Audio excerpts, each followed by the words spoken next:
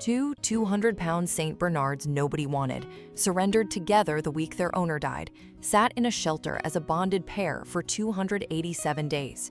26 families walked past their kennel, and everyone wanted a single dog, never two. Then a 34-year-old hospice nurse signed for both. And what two cheap cameras caught inside her house in Sammamish, Washington, first on an ordinary Tuesday, then at 2:26 a.m. on the worst night of her life, would prove all 26 families wrong from the very first day. Nora Bennett was 34, and she had spent 6 years sitting beside strangers while they died. She was a home hospice nurse in Sammamish, Washington, east of Seattle.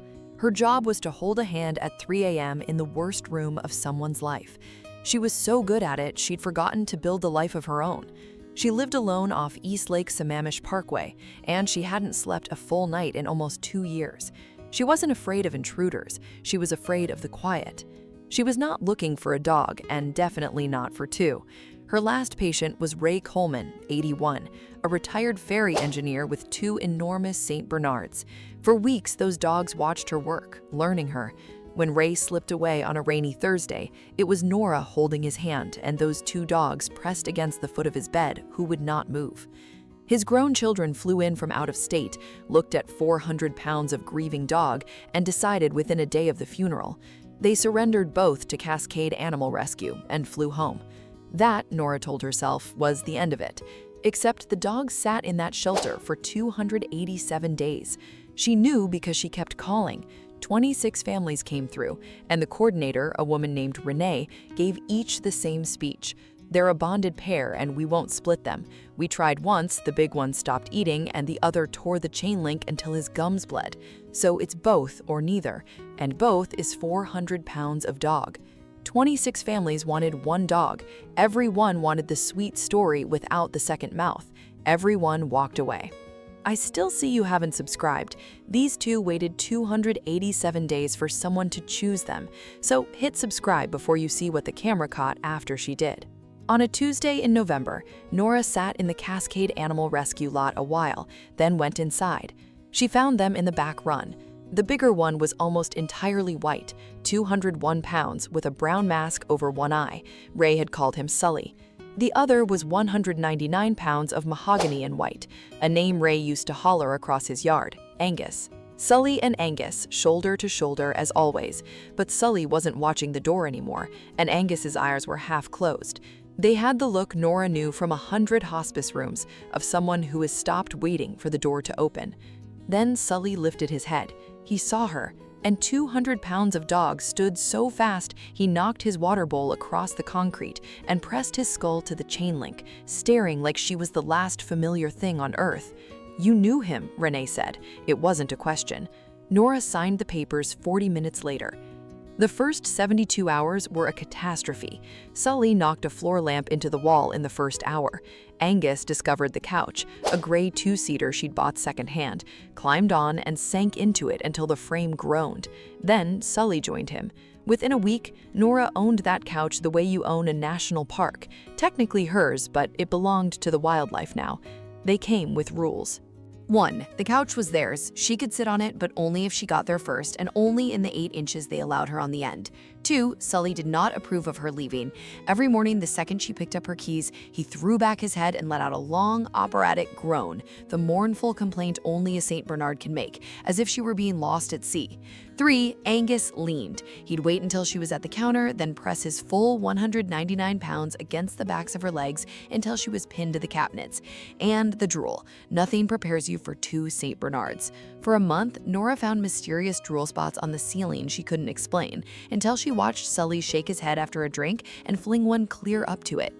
And for the first time in 2 years, Nora slept. That first full night, she fell asleep on the couch between them and woke at dawn to Sully's head on her legs and Angus along her spine. Just 400 pounds of dog between her and the dark, and a body that hadn't trusted the night in 2 years decided at last it was safe. She moved to her own bed with the dog on each side, the only medicine that had ever worked. The first camera came out of frustration, not love. She kept coming home to a wrecked couch, and rather than crate 2 200-pound dogs all day, which felt cruel, she clipped a cheap camera to a shelf, aimed it at the living room, just to see how bad it got. What she saw on her first lunch break made her set her sandwich down.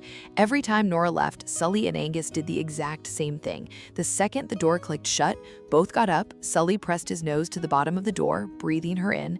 Angus put his paws on the windowsill and watched her car until it was gone. Then both climbed onto the couch, faced the door, and lay in the exact spot where Nora always sat, pressed into the cushion that still smelled like her. And they waited. 10 or 11 hours, barely moving.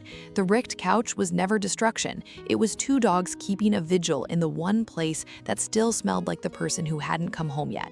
It was the most loyal thing in the house. After that, Nora added a second camera, aimed at the back sliding door. Partly it was the break-ins, 3 that went her on the plateau, houses off 228th, all empty, all hit during the workday. But mostly it was that on the first camera, both dogs kept breaking off the vigil to stare hard at that back door, though nothing was ever there.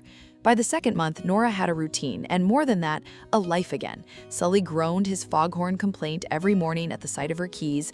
Angus pinned her to the counter once a day. She had no idea the second camera was about to be the only reason she kept the life she'd barely rebuilt.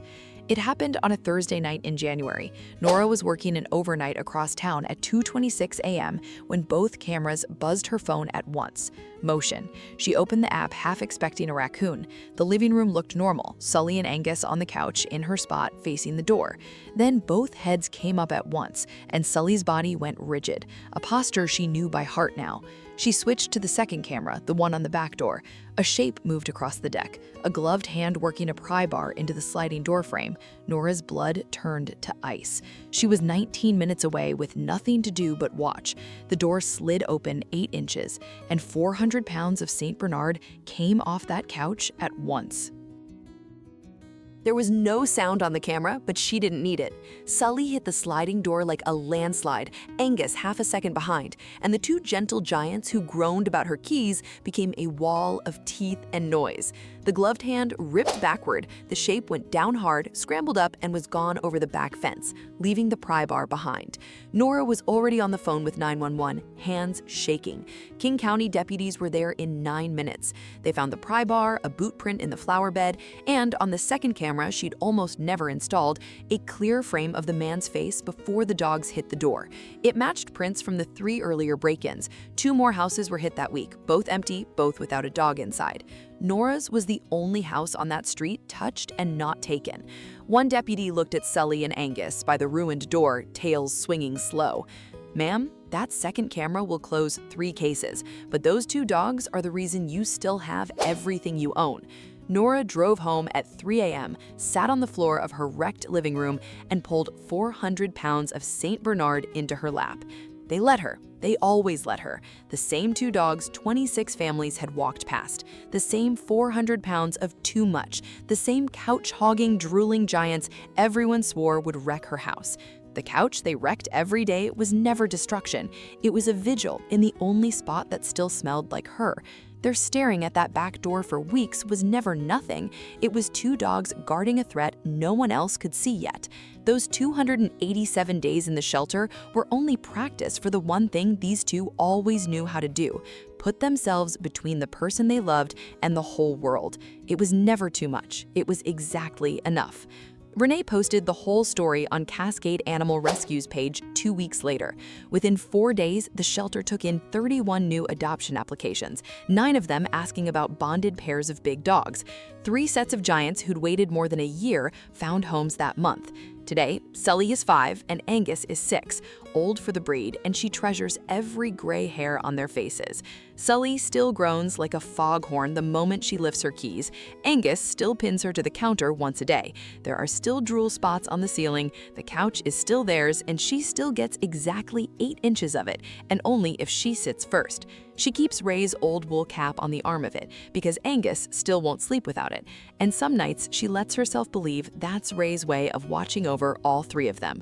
She doesn't catalog the sounds of the house at 2 a.m. anymore. She just listens for 2 big bodies rolling off a couch that was never really hers, and she sleeps. We like to believe we rescue them. We sign the papers, buy the food, tell ourselves we saved a life. But sometimes, the 2 dogs the whole world walked past for 287 days have been guarding something the rest of us are too tired or too broken to see. Sometimes the ones nobody wanted are the only ones still awake at 2:26 in the morning, keeping watch over the people who forgot how to watch over themselves. So tell me, did Nora rescue those two giants that night, or had they been rescuing her all along? Drop your answer in the comments. And if a dog the world gave up on ever walked into your life and changed it, say their name below, because someone scrolling alone in a too quiet house tonight needs to read it.